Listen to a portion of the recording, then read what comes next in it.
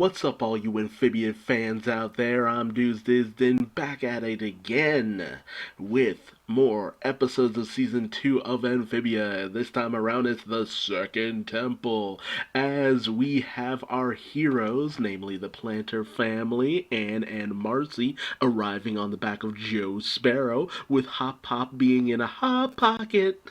I love that reference. But thanks to the green gem, they have managed to locate the second temple. The only problem being there doesn't seem to be a temple at the second temple. But then Anne notices a very familiar looking parrot, and that leads them to the shop of the weird old shopkeeper they met some while back in season 1, who seemed to have known a little bit about the Calamity Box, namely Valeriana. I think that's how you say her name, Valeriana. I feel like they only said her name once, and that was the only thing that helped me figure that out. And she ends up saying that, she has a little bit of knowledge about what they're after, as she is part of an ancient order who were guardians of the temple, and once she sees the Calamity Box, she seems to take a very creepy interest in it, something that Anne very much notes. They're also handed caterpillar jackets in replacement for their other ones, as Valeriana says that it'll keep them warmer. Although, and she's kind of suspicious. She's just like, yeah, the way she was eyeing the Calamity Box, I don't know.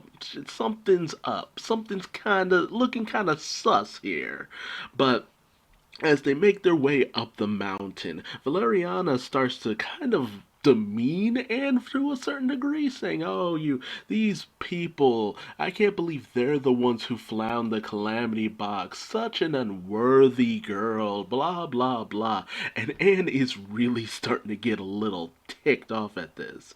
That is until a cardinal, and a very large four-eyed cardinal, arrives on the scene. But Marcy says, relax. Cardinals don't eat frogs or, sapients like this.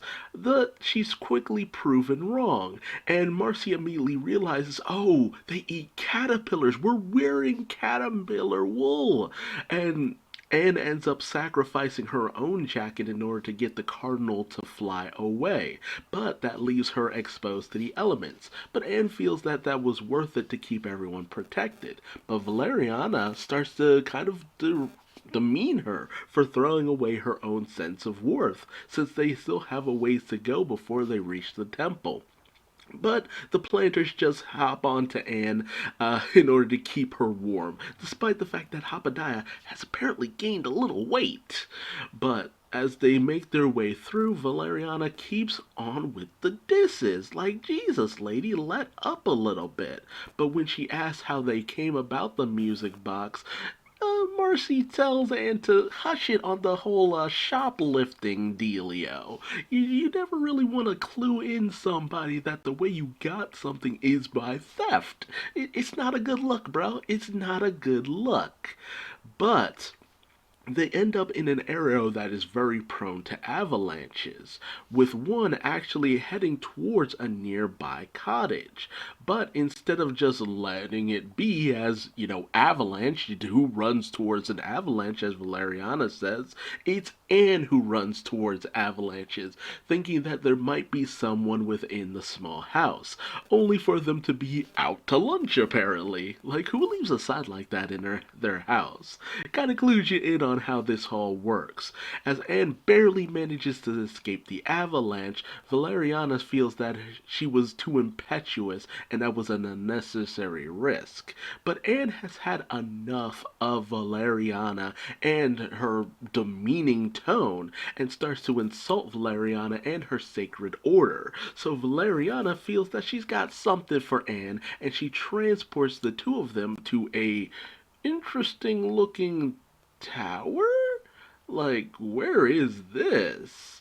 As Valeriana makes it known that she was the guardian of the music box way back when, and she demands to have it back, even having her parrot steal it from Anne's backpack. And as a fight ensues over the Calamity Box, Valeriana starts to mention how, Anne isn't worthy of it because of all the wrongdoings that Anne has done in the past, noting a lot of events back in season one, including how she, would steal from Hoppediah, go around Hoppediah's back, this, that, and the other. A lot of embarrassing secrets, but the most prudent one is the fact that Anne stole the music box. And Anne kind of thinks about it for a second. It's just like, yeah, I did steal this.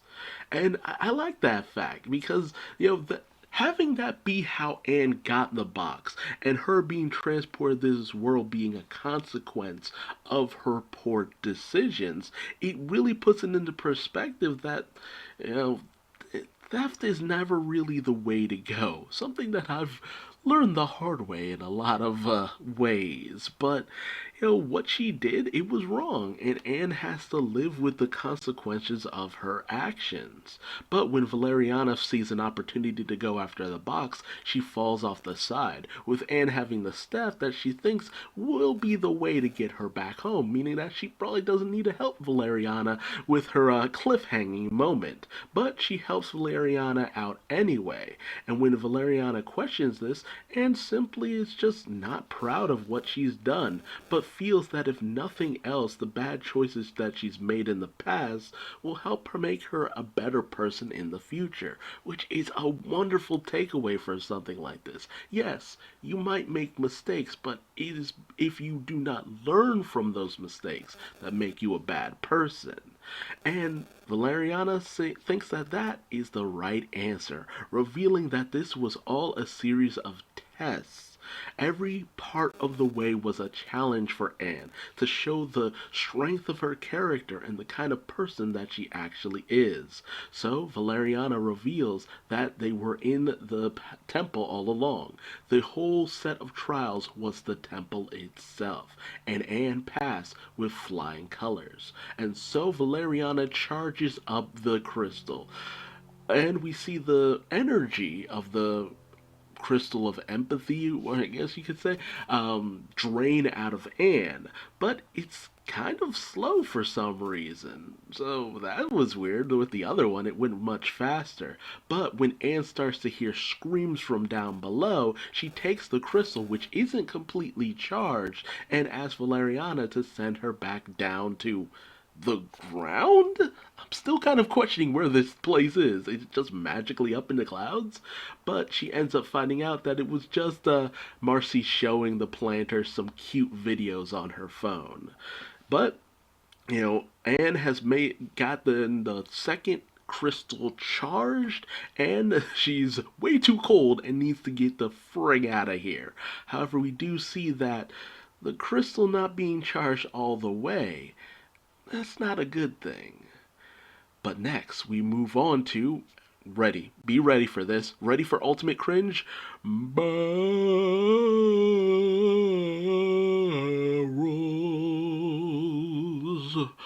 Warhammer. If you get that reference, you get 10 points. 10 points.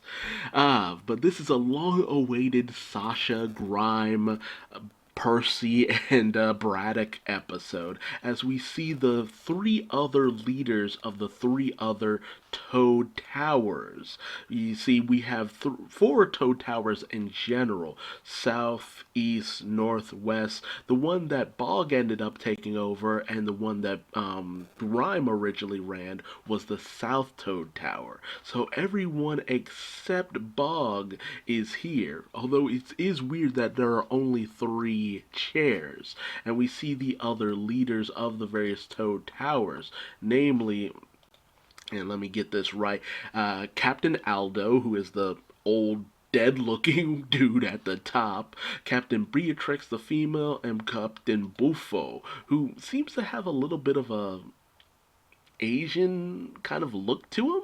Very interesting. And we also find out that Beatrix is actually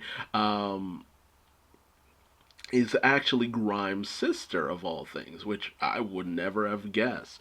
But you know, Grime is a wanted fugitive. So coming before all of the toads of the various different toads tower, that is a risky move, but they're at least willing to hear him out.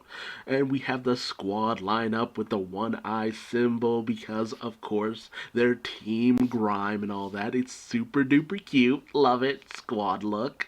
But Grime gives a rousing speech about how he wants to just have all the toads rise up and overthrow Newtopia. And honestly, all of the toads are way too eager to jump on board with this. I feel like they were just looking for someone to be crazy enough to say, hey, now's the time to take over. It's just like, yeah, we should rebel. Let's do it. Beatrix and Bufo are all on board. We also learn Grimes' actual name, which is weirdly enough Grimothy. Yeah, like Grimothy? What kind of name is Grimothy? No wonder he just calls himself Grime. That is some weird ass shit right there.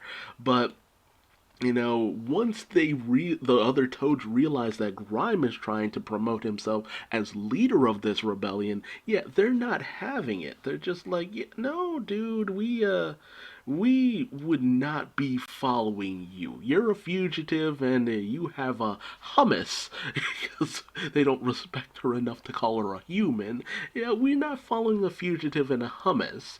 But, the once it's revealed that Anne and Marcy are underneath King Andreas, Sasha takes a lot of issues with this, namely the fact that they are doing their own thing without her, not to mention they're her enemies, essentially, for the most part. So Sasha, she is in a rage. And as Bufo orders the guards to seize them, Sasha goes on the warpath, breaking out some pretty kick-ass moves. But she demands to know what it would take in order to get the other toes to follow her and Grime.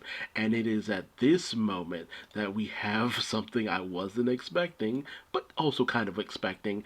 Aldo speaks, saying that the only thing that would unite all of the toes of the Toad Towers would be Barrel's Warhammer. I also love the voice of Aldo. Like, this moment here is just like, you really sold this moment by having this be what he says, and the depth in his voice, like, mwah, beautiful. Love this stuff. This is really showing off what Brawley wanted to do with this series from the beginning. Have it a bit creepy, but also very mystical, magical, all that stuff. I hope we get even more stuff like this in season 3. But, Sasha is all for it. Like, yep, I will do this and I'll get it by sundown. And all of the toes are just like, yeah, we gotta see this. This is gonna be incredible. But as they make their way to get Barrel's Warhammer, Sasha's like, what that? What that? So Braddock and Percy A explain that Beryl was this legendary toad warrior who single-handedly saved an entire town with the use of his warhammer. But it's said now that the beast that he took down now guards the very hammer. So, because Braddock and Percy are so scared of this mission, Sasha says that if they make a kawaii face, ugh, maximum cringe. If they make a kawaii face, that'll be the signal that they need to dip out of this whole event. So they show off their best kawaii face, and oh god, I will personally be glad if we never do this again in another episode. But, Percy's actually kind of happy that Sasha would actually take their feelings into account like this. It really does help his confidence on this mission. So as they make their way to Barrel's Warhammer, they find it actually fairly easily, and I love the design of this thing. It looks so cool. But it's kind of stuck in place. That is, they try to wedge it out, but they hear a little bit of a rumbling, which might be the beast. But as they end up flown off the little plot of land, they realize that wasn't land at all. It was indeed the beast itself, gargantuan leviathan. I think it's called like a narwhal worm or something like that. But Grime is all too happy to potentially go down fighting such a legendary creature. But Braddock and Percy, yeah, they're not on board with any of this. So they give the they give the what's the name for this kind of stuff? The safe word. They're safe. They give their safe word, basically. But Sasha, she feels that they're far too close to turn back now. And so she's got a crazy idea to move in close. So she annoys the beast enough to get its attention, and as it destroys their boat, which I think Percy says that was his mom's boat or something. Oh, poor Percy. He really does get the short end of the stick in all of this. But they manage to hold on to the beast thanks to Sasha, and they try their best to get the Warhammer, but it's just too jammed in there.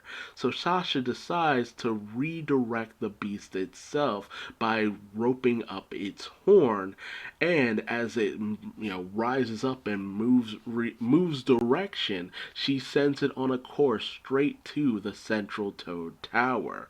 Deciding that if they can't get the Warhammer to the Toads, they'll bring the Warhammer to the Toads. like, like that analogy kind of got a little bit lost on me, but you get what I'm saying. But Grime is all on board for such a crazy action, whereas Braddock and Percy, not so much. But they can't really stop on the course that they're on, so they'll demolish everyone they want to have join forces with them because of this. And Sasha can't stop the beast, it's too set on its path. And Sasha realizes that the only thing they can do is get the Warhammer, since it's the only thing that can actually pierce the beast's hide.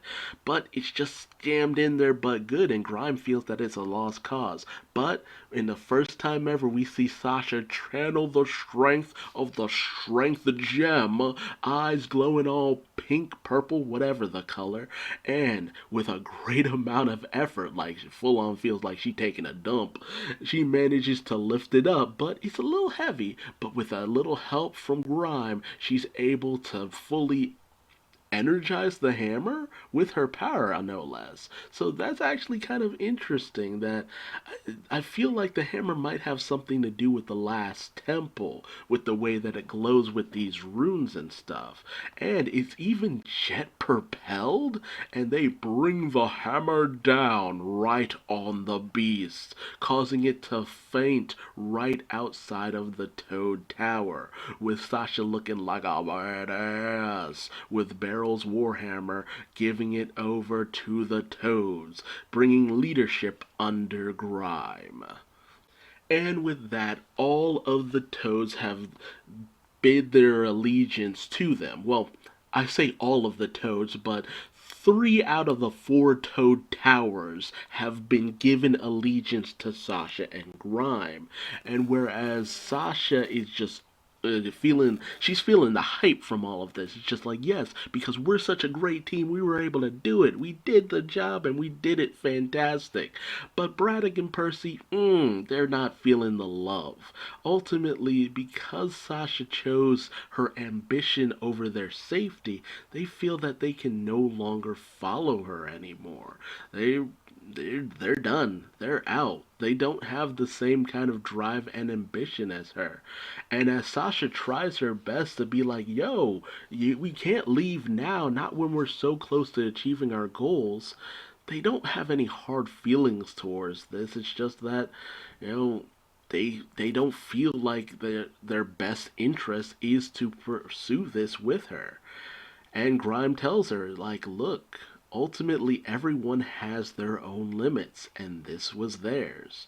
A very interesting lesson there, but also that when you have ambition, when you have a goal, sometimes you lose things in the end because of that. Some deep lessons being learned here.